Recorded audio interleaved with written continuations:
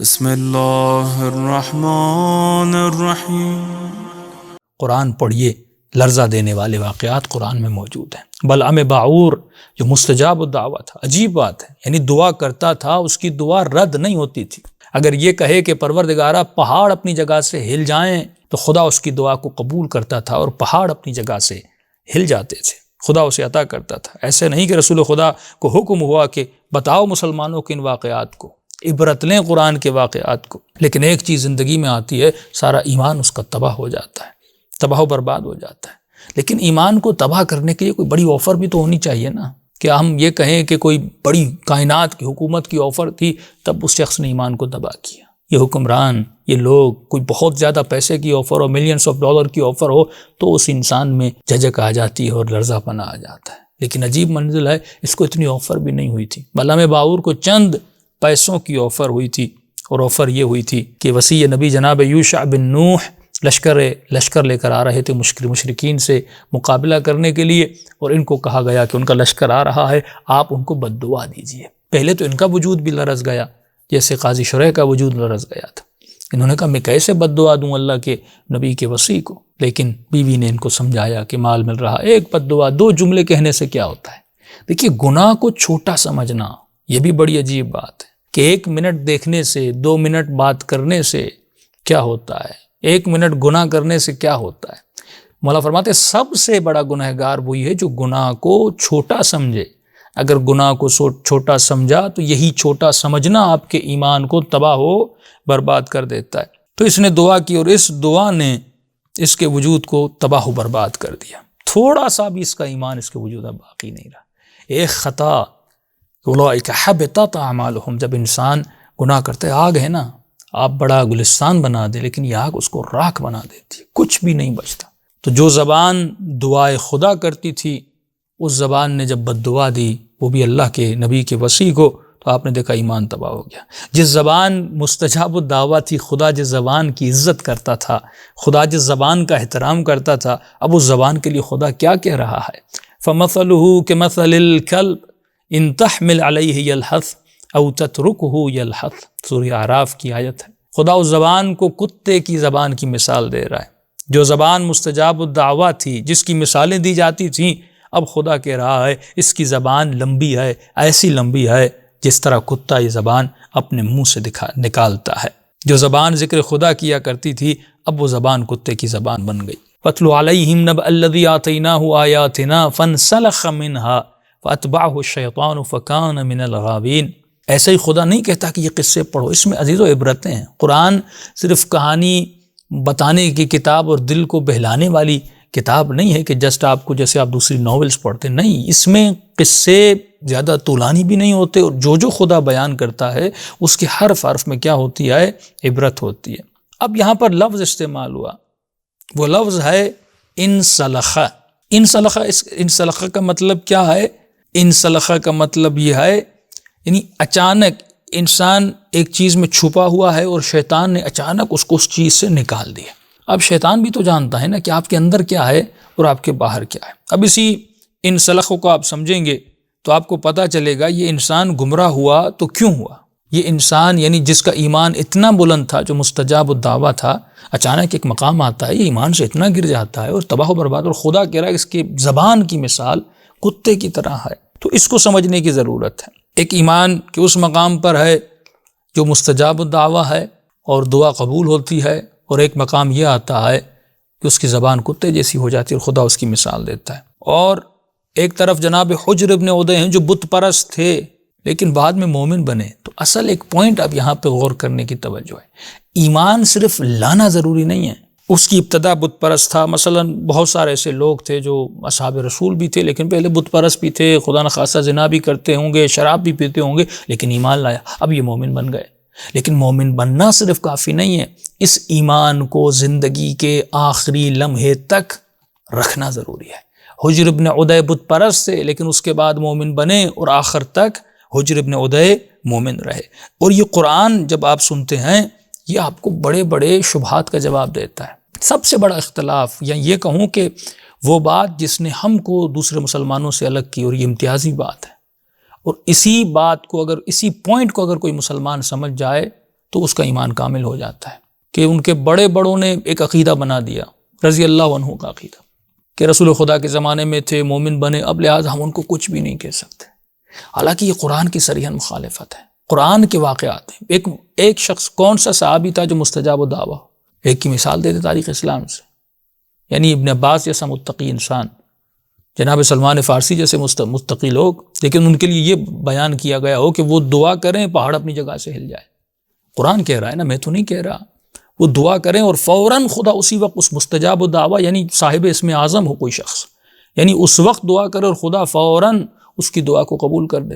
ہمیں کوئی ایسی معروف شخصیت اصحاب میں بھی نہیں ملتی، اور خدا اس کی مثال دے رہا ہے جو اتنا مستجاب الدعوہ تھا لیکن اس کے ایمان کو ایک چیز نے تباہ و برباد کر دیا۔ اشارہ اس طرف آئے کہ مومن حقیقی کمال اس میں نہیں کون صحابی ہے، کمال اس میں نہیں کون نبی کی بیوی ہے، کون نبی کا بیٹا ہے۔ یہ حضرت نوح کا واقعہ، جناب لوط کا واقعہ، یہ واقعات اللہ کیوں بتاتا ہے کہ یہ مت دیکھو، یہاں پہ پارٹی بازی نہیں ہے، رشتہ داری کی بنیاد پہ ایمان نہیں بانٹا جاتا، صحابیت کی بنیاد پہ کوئی ساتھی تھا کس نے کس جنگ میں شرکت کی تھی، نہیں، وہی لوگ تھے جنگوں میں شرکت کرتے تھے، جنگ احد میں بھاگ بھی گئے، اس کے بعد پھر ان میں سے جو بھاگ گئے تھے معافی کر کے واپس آئے، اللہ نے معاف بھی کیا، پھر ایمان کے اعلیٰ ترین درجات پہ کئی لوگ اس میں بھی پہنچے۔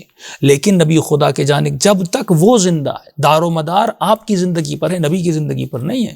کتنے سال نبی کے، یہ قرآن بتا رہا ہے۔ یہ شبہات کا سب سے بڑا جواب اسی قرآن میں ملتا ہے کہ جس کا ایمان آخر تک ہو، یعنی ایمان کا اینڈ تک ہونا ضروری ہے۔ وہ ایک فلم شروع ہوئی ہے، اینڈ بھی اس کا اچھا ہونا چاہیے نا۔ میری زندگی کی اگر ابتدا اچھی ہے بلم باور کی طرح لیکن انتہا میری بری ہو جاتی ہے، تو خدا کہتا ہے کہ مسئلہ القلب ہے۔ خدا اس میں کوئی تکلف تو نہیں دکھاتا کہ یہ کہے کہ تم نبی کے ساتھ تھے یا فلاں امام کے ساتھ تھے یا تم ولی ہو، بھائی تمہارا اینڈ کیا ہوا؟ تو انسان کی زندگی کا یہ جو میٹر اور کاؤنٹر ہے نا، ایک سمپل میں آپ کو فطری بات کر رہا ہوں، عقلانیت والی بات ہے۔ بھائی آپ کا پہلے مہینے بل جو ہے 2000 آیا، اب یہ تو نہیں کہ آپ کا ہر مہینے بل 2000 ہی آئے، جب آپ میٹر زیادہ یوز کرو گے تو بل 1 لاکھ تک بھی جا سکتا ہے۔ تو اسی طرح یہ ہماری زندگی کا میٹر چل رہا ہے، سیکنڈز منٹس میٹر چل رہے ہیں۔ اگر تم جتنی عبادت کرو گے اتنا صلہ ملے گا۔ اب اگر نبی خدا کے جانے کے بعد کوئی شخص گمراہ ہو جاتا ہے، یہاں تک یہ حجر ابن عدی کو قتل کس نے کیا، یہ مسلمان نہیں سمجھ پا رہا۔ صحابی نبی ہے، صحابی علی ہے، جس کے ایمان کے لیے یعنی اہل سنت کی بڑی سی بڑی کتاب۔ آپ یہ دیکھیں شخصیت حجر ابن عدی کے بارے میں قول اصحاب، قول تبع تابعی، ان کی بڑی بڑی کتابوں کو علماء حجر کے بارے میں کہتے تھے رجل متقی، وہ ایک متقی شخص تھا، وہ ایک متدین شخص تھا، وہ زکوٰۃ دینے والا، حج کرنے والا، عبادت کرنے والا شخص تھا، اور اسی جناب حجر ابن عدی کو معاویہ ابن ابی سفیان قتل کرواتے ہیں۔ جناب عمار کو جنگ صفین، بہت ساری ہیں لیکن ان کو تو اس کے علاوہ مولا کے جانے کے بعد ان کو قتل کیا گیا۔ جناب حجر ابن عدی کو کہ امام نے فرمایا فق اللہ تجھے کامیابی عطا فرمائے۔ کوفے سے ان کے ہاتھوں میں زنجیریں باندھ کے، غل جامع باندھ کے، غل جامع جو امام سجاد کو بھی پہنایا گیا تھا، یعنی ہاتھوں کو پیٹھ سے باندھا جاتا ہے، بڑی تکلیف دہ طریقے سے انسان کو لے جایا گیا، اور ان کو شہر شام کے دروازے تک لایا گیا، اور وہاں پر لا کر ان کو کھڑا کر دیا گیا۔ عزیزو، اگر آج میں امام زمانہ کو کہوں کہ مولا پوچھیں کہ تم آج میری مدیح سرائی کر رہے ہو، کل جب تمہارے بدن کو کاٹا جائے اس وقت بھی کیا میری فضیلت اس طرح پڑھو گے؟ اور اگر ہم آج امام کو کہیں تو شاید امام کہیں کہ تم جھوٹ بول رہے ہو۔ لیکن یہ حجر کا مقام تھا، جب امام علی نے کہا حجر کیا اس وقت بھی علی کا ساتھ ایسے ہی دو گے؟ اس نے کہا مولا واللہ خدا کی قسم اربا نربا اگر بدن کو ٹکڑے ٹکڑے آگ میں پھینکا جائے۔ یہی ہوا۔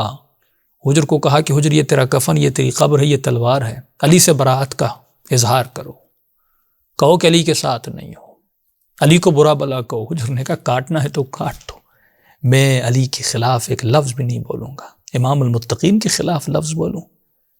حجر سوچ سکتا تھا کہ مولا علی تو زندہ نہیں رہے، آقا حسن علیہ السلام اور معاویہ کے درمیان صلح بھی ہو چکی ہے، اب چند لمحوں کے لیے اگر مخالفت کر دیتا ہوں، اظہار برات کر دیتا ہوں، تو حجر تیرا کیا بگڑتا ہے؟ لیکن نہیں، یہ حجر ہے، ایمان کے مقام کامل پر فائز ہے، ایسے تو کوئی فائز نہیں ہوتا، اور جناب حجر کو شہید کر دیا گیا۔ لیکن ایک طرف بلم باہور ہے جو بت پرست بھی نہیں تھا، جو مومن تھا، مستجاب الدعوہ تھا۔ یہ تو پہلے بت پرست تھے پھر مومن بنے، جناب سلمان کی طرح تمام تر اصحاب رسول آپ دیکھیں، ظاہر ہے یہ بعد میں مومن بنے، لیکن ایمان آپ دیکھیں کتنا کامل ہے، کوئی 10ویں درجے پر، کوئی 9ویں درجے پر۔ اور ایک طرف بلعم باعور ہے جو اس قوم کا عالم ہے اور اس کا مقام. یہ انسان گر کیوں جاتا ہے اس کو سمجھنا بہت ضروری ہے. انسان کے گرنے کی وجہ کیا ہے؟ اور پورے قرآن میں ایک سورہ منافقون آتا ہے. یعنی اللہ اشارہ، آج ہم قرآن سے دور ہیں. آج ہم جو کتابوں میں لکھی گئی باتیں ہیں جن کے ایمان کا بھی ہمیں پتہ نہیں وہ کامل تھا کہ نہیں تھا، بس انہوں نے لکھ دیا، بڑوں نے یہ لکھ دیا تو ہم نے یہ عقیدہ سنبھال. عقیدے کو سمجھ کر پرکھ کر. اب قرآن کے خلاف تو کوئی عقیدہ نہیں ہو سکتا. قرآن ان اکرمکم عند اللہ اتقاکم، یہی شخص جو ابھی آپ کے ساتھ گفتگو کر رہا ہے ہو سکتا ہے میں بھی کل کافر ہو جاؤں، مشرک ہو جاؤں. مجھے اپنے ایمان کی گارنٹی کون دے سکتا ہے؟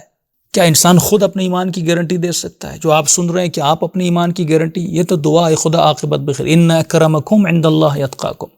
اللہ کے قریب وہ بلند ہے جو متقی ہے، جس نے آخر دم تک اس کی سانسیں، یعنی آخری سانسیں اس بدن میں جب وہ سانس نکلے اور یہ دل کی ہارٹ بیٹ رک جائے، اس وقت تک یہ مومن رہے تو خدا کہتا ہے یہ صاحب مقام ہے. اللہ یہ نہیں دیکھتا کس ولی کے ساتھ وقت گزارا، کس نبی کے ساتھ وقت گزارا. وہ زوج رسول بھی ہو، جناب نوح کی بیوی ہے بھائی، صاحب اولاد ہے اس نبی سے، لیکن فرمایا نہیں، اگر ایمان آخر تک نہیں ہے، یہاں پر ایکسیپٹنس ہے، تم نے کتنا اس ایمان کو اپنے وجود میں جذب کیا. لیکن ایسا ہوتا کیوں ہے؟ یہ لمحہ فکریہ ہے. ایمان، یہ سوال ہے وہ کیوں ایسے ہو گئے؟ ایمان مستقر اور پائیدار آخر تک کیوں نہیں تھا؟ تو یہ نہیں کہ انسان سکون سے بیٹھ جائے کہ میں تو مومن ہوں، میں تو ولی والا ہوں، میں تو ولائی ہوں، مجھے کچھ نہیں ہوگا. نہیں، یہ خطرے کی گھنٹی ہر کسی کے لیے بج رہی ہے اور بجتی رہے گی. تو ایک یہاں پر ظریف نقطہ ہے، اس نقطے کو سمجھنے کی بڑی ضرورت ہے، اور یہ اسی قرآن کی آیت میں چھپا ہوا نقطہ ہے کہ امام بھی یہی دعا کرے اللہم بلغ ایمانی باکمل الایمان، میرے ایمان کو کامل بنا. کیسے؟ اس نقطے کو آپ سمجھیں. اس آیت جو میں نے پڑھی، اس آیت میں لفظ ہے فَانْسَلَخَ مِنْهَا فَاتْبَعَهُ الشَّيْطَانُ. شیطان نے کب اسے گمراہ کیا؟ فَانْسَلَخَ مِنْهَا.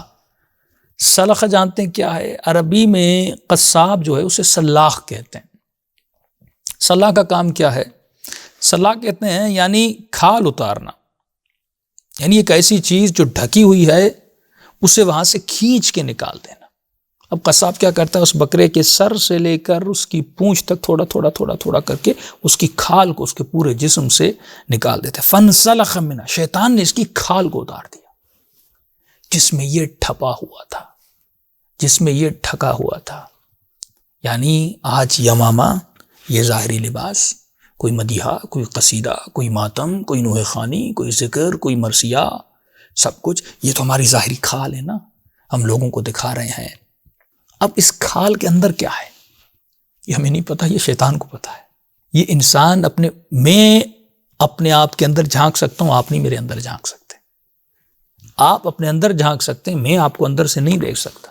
میں آپ کی وہ کھال دیکھ رہا ہوں جس میں مجھے نماز نظر آ رہی ہے، روزہ نظر آ رہا ہے، عبادت نظر آ رہی ہے، یہ دیکھ رہا ہوں نبی کے ساتھ گھومتا تھا، علی کے ساتھ بیٹھتا تھا، عالم ہے، سر پہ امامہ ہے، کوئی مدیحہ، کوئی قصیدہ، کوئی ذاکری، سب کچھ کر رہے ہیں. یہ ہماری کھالیں ہیں جو باہر سے نظر آ. شیطان اس کھال کو اتار دیتا ہے، اور جب شیطان انسان کے اندر کوئی جھانک لیتا ہے کہ اس کے اندر مال ہے، دولت ہے، شہوت ہے، لڑکی کی محبت ہے، کیا کیا ہے، تو وہ ساری اب کھال جب اتارتا ہے تو وہ انسان نکل آتا ہے.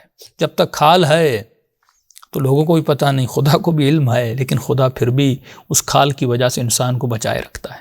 لیکن شیطان جب اس کھال کو اتار دیتا ہے، اسی لیے قرآن میں آیت آئی کہ قالت الاعراب آمنا قل لم تؤمنوا ولكن قولوا اسلمنا. یہاں پر اللہ جواب دے رہا ہے، فانسلخ کا جواب. ایک تو کھال ہے، ایمان کھال کی طرح نہیں ہونا چاہیے. کیسا ہونا چاہیے؟ ولما يدخل الايمان في قلوبكم. یہ عرب جب تمہارے پاس آتا ہے، بس عرب میں سب ہیں، مولا علی بھی ہیں، اصحاب رسول بھی ہیں، سب ہیں، سارے عرب ہیں. تو یہ اشارہ سب کے لیے ہے کہ اے مومن جو 1400 سال کے بعد دیکھ رہے ہو، اب وہ علی ابن ابی طالب کو دیکھنا ہے، حسن مجتبیٰ کو دیکھنا ہے، میں تفریق نہیں کر رہا، کسی بھی صحابی کو دیکھنا ہے. یہ دیکھو اس کا ایمان آخر تک کیا تھا. فزتو برب الکعبہ، مقام شہادت مسجد میں ملے، ولادت کعبے میں ملے. حسین کی زندگی شروع میں بھی دیکھنا، آخر کربلا کو دیکھنا. حسن بن علی کی زندگی، مولا امام زین العابدین کی، آل رسول کی زندگیاں دیکھنا، اور دوسروں کی زندگیاں بھی پرکھنا کہ شروع سے آخر تک ایمان تھا کہ نہیں. قالت الاعراب، یہ کہتے ہیں ہم مومن ہوئے، لیکن کہنا نہیں تم اسلام لائے ہو. کیوں اسلام لائیں اور مومن ہے؟ یدخل الایمان فی قلوبکم، اب اس ایمان نے جڑیں نہیں پکڑیں۔ اسلام یعنی یہ ایمان سلاخی ایمان ہے، یہ کھال والا قشری ایمان ہے، ظاہری ایمان ہے، ابھی تک اس ایمان نے جڑیں قطعاً نہیں پکڑی ہیں۔ تو جب ایمان جڑ نہ پکڑ سکے تب تک وہ ایمان کامل نہیں ہے۔ دیکھیے اب یہ آپ اخروٹ لیتے ہیں نا، اوپر کھال ہوتی ہے، آپ اس کے دانے کو اندر سے نکالتے ہیں، بادام ہے، مغز ہے نا، اس کے بادام کو اس کے کھال کے اندر سے نکالتے ہیں، اندر کیا ہے یہ خدا دیکھنا چاہتے ہیں۔ باہر تو کسی کی کھال ایمان والی مومن والی ہو سکتی ہے، لیکن اندر کیا ہے؟ تو ایمان کی جڑیں جب تک دل کی تہ تک مضبوط نہ ہو، اور یہ جھانک کر دیکھو تمہاری جڑیں مضبوط ہے کہ نہیں ہے۔